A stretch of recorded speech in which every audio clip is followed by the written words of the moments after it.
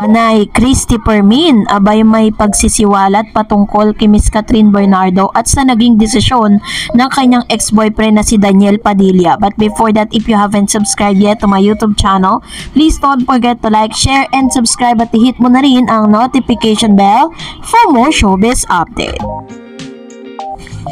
Yes, of course, bago tayo magsimula sa ating updates for today's video, nais ko po muna magpasalamat sa lahat ng mga legit viewers, subscribers at ang lahat ng mga legit na nagmamahal at sumusubaybay sa lahat ng ating mga updates.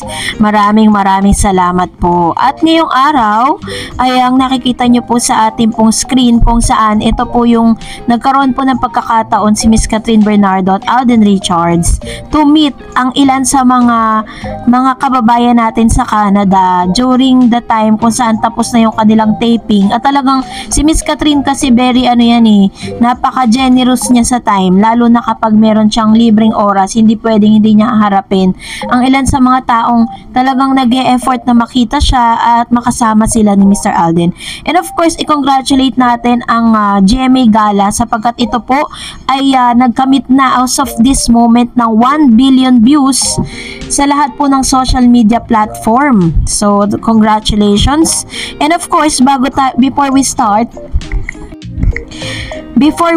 meron po tayong video clip na mapapanood coming from the Showbiz Now na ni Manay Christopher Min, kung saan dito po ay meron po siya mga pagsisiwalat patungkol sa kanyang ex-boyfriend na si Daniel. Panoorin natin ito. Sumuko na raw si Daniel sa kung ano man na po pwede pang maganap sa pagbabalikan nila ni Catherine. Ay, tinuldukan niya na rin. Oo, siya na mismo. Siya na mismo. Ayon sa aking source, sinabihan na rin niya ang kanyang mami, si Carla Estrada, na huwag nang nagpapa-interview dahil baka naman maisip ng iba na naghahabol siya. Base po sa kanyang report, sinabi niya po sa kanyang Showbiz Now na nabalitaan po niya na tila baga sumuko na sa pag-aas na second chance itong si Mr. Daniel Padilla sa kanya pong ex-girlfriend na si Miss Catherine Bernardo. Ito papakinggan natin. Diba? Mas maganda na nga rin naman yun. Sa bagay, kasi kung talagang iaasa niya pa rin, na umaasa pa rin siya na sila sa huli, parang mabibigo lang tayo. Mukha siyang kawawa. Naghahabol sa tambol mayor, ika nga, diba? Base po sa updates na ito, sinabi po ni Manay Christopher Min na pinagsabihan daw di umano ni Mr. Daniel Padilla ang kanyang ina na wag na magpa-interview or wag na ni minsan pa na magkakaroon ng kanyang statement patungkol sa naging past relationship niya with Miss Catherine Bernardo.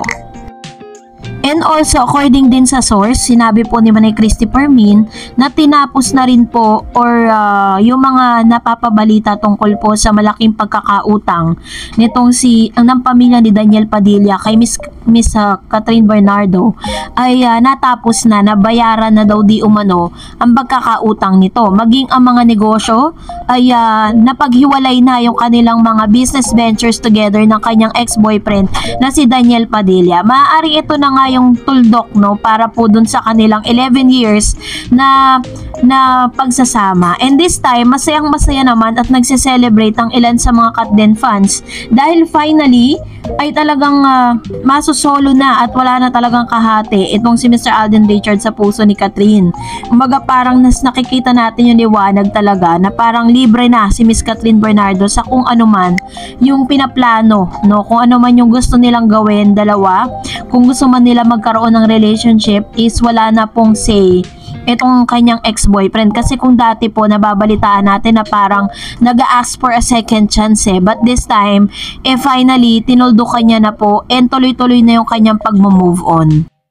At ngayon ay narito naman ang ilan sa mga komento at inyong reaksyon patungkol po sa ating latest updates.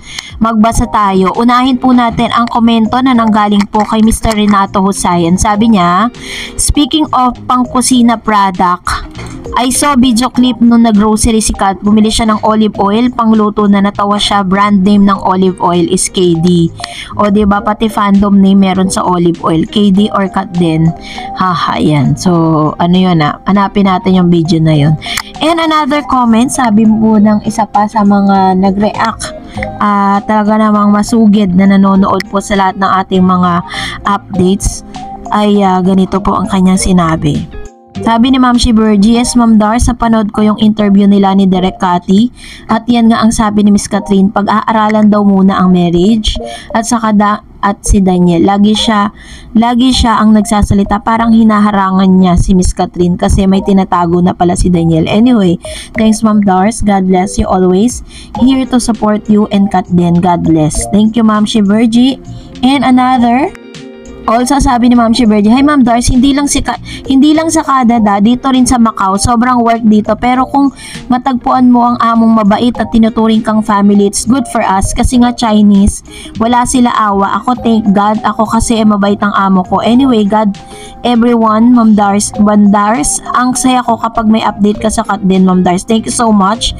Pag open ko sa YouTube, ang video mo kaagad ang bungad ko kasi naka-notification lahat ng account mo, Ma'am Dars. Thanks, Ma'am. Ayan. Thank you po for your 100% support, Ma'am Shiberji. At salamat po sa mga kababayan natin from Macau, no? Hindi lang from Canada, may USA pa nga tapos meron pa from other part of the country. At talagang gising na gising talaga sila sa mga ganitong oras. And another, sabi niya, hey Ma'am Dars, yes, I agree ako sa isang supporters na si Miss Catherine and Alden gaganap ang Only You. Ako naman Ma'am Dars, ang gusto ko namang challenge kay Miss Catherine and Alden, gayahin nila yung Stairway to Heaven. Tignan natin kung magawa ni Miss Catherine yung bida na babae. Korean drama yan, Ma'am Dars. Total, matagal na yan sa Stairway to Heaven. Bagay yan kay Miss Catherine and Alden. Thanks Ma'am Dars again. God bless you always. Araw-araw kita inaabangan for your videos for Kat din updates. Kat din always. Ayan. Thank you po Ma'am. Alam mo yung dami po talaga nagre-request kay Mr. Alden and Catherine na gumawa sila ng Korean adaptation. Yung Stairway to Heaven kasi naipalabas na yan sa GMA7. At talagang talagang nag-great po yan. Ang dami pong umabang dyan sa teleserye na yan. Tapos, nagagaling pa yung mga actors and Korean actors and actresses na gumanap. Kaya talagang, kaya na-emphasize talaga yung, na yan, teleserye. So, if ever na mabigyan sila ng chance, depende po kasi yan sa GMA at sa ABS kung papayag sila ulit na magkaroon sila ng collaboration sa isang teleserye. And, again, sabi niya, wow, baka siya na ang kapalit ni Chris Aquino. Ang ganda niya talaga. Ganyan ang very humble. God ang magtataas sa'yo. Siksik, liglig, umaapaw na blessing. Ma'am Dars, bago ba itong endorsement niya, kung bago paano nasa Canada to shoot ang HLA, ganda niya talaga kahit simple siya. Anyway, thanks Ma'am Dars, God bless you more Kat, and Kat din forever, kahit anong paninira nila. Ayan, yung kanya pong bagong endorsement product na Maggi, na shoot niya na po yan dito sa Pilipinas. Tapos, meron kasi silang timeline. For example, yung isang artista kinuha nila bilang endorser. So, meron pong date yun kung kailan mag-expire yung kanyang contract. So, dun sila agad magpapalit. Bago pa lumabas yung, or matapos yung kontrata ng isang endorser, meron na silang inihanda para sa pinakabagong muka ng Maggi. And that is Miss Catherine Bernardo. And that's it for today. For more videos and updates, please don't forget to like and subscribe. And please don't forget to follow my Facebook page, Dar Eds TV. God bless everyone.